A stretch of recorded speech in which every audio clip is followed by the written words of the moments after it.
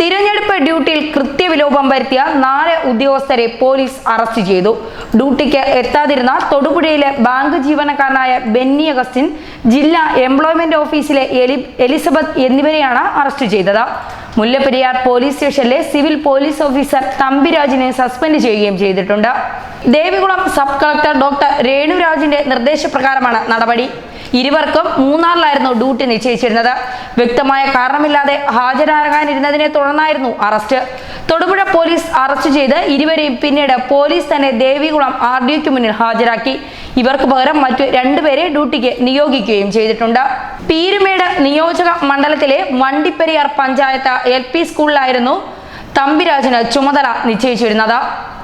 ഹാജരാകാത്തതിനാലാണ് ജില്ലാ പോലീസ് മേധാവി KV വേണുഗോപാൽ ഇയാളെ സസ്പെൻഡ് ചെയ്തത്. പോളിംഗ് ബൂത്തിലേക്കുള്ള തിരഞ്ഞെടുപ്പ് സാമഗ്രികൾ വാങ്ങാൻ മദ്യപിച്ചെത്തിയ ഇടുക്കി അസിസ്റ്റന്റ് ടൗൺ പ്ലാനർ കെനഡിയെ തൊടുപുഴ പോലീസും അറസ്റ്റ് ചെയ്തു. തൊടുപുഴ ന്യൂമാൻ കോളേജിലായിരുന്നു സംഭവം. പ്രിസൈഡിംഗ് ഓഫീസറായി ചുമതലയുണ്ടായിരുന്ന കെനഡി മദ്യപിച്ചെത്തിയത് കണ്ടതോടെ മുതിർന്ന ഉദ്യോഗസ്ഥർ പോലീസിന്റെ സഹായം തേടുകയായിരുന്നു. ഇയാളെ മെഡിക്കൽ പരിശോധന നടത്തിയ ശേഷം ജാമ്യത്തിൽ വിട്ടു. സംഭവത്തിൽ ജില്ലാ തിരഞ്ഞെടുപ്പ് ഓഫീസർക്കും പ്ലാനിംഗ് ഓഫീസർക്കും പോലീസ് റിപ്പോർട്ട് കൈമാറിയിട്ടുണ്ട്.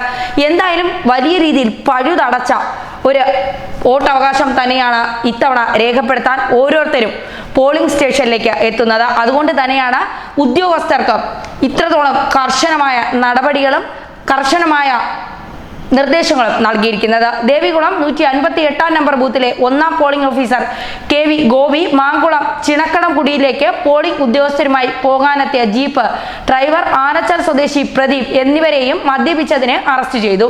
തിരഞ്ഞെടുപ്പ് ഉദ്യോഗസ്ഥരുടെ കൃത്യവിലോപം. വനിതയടക്കം 4 എണ്ണത്തിനെയാണ് പിടിച്ച് അകത്തിട്ട് രേണുകാരാജ്. വീണ്ടും രേണുകാരാജ് വാർത്തകളിൽ ഇടം നേടുകയാണ്.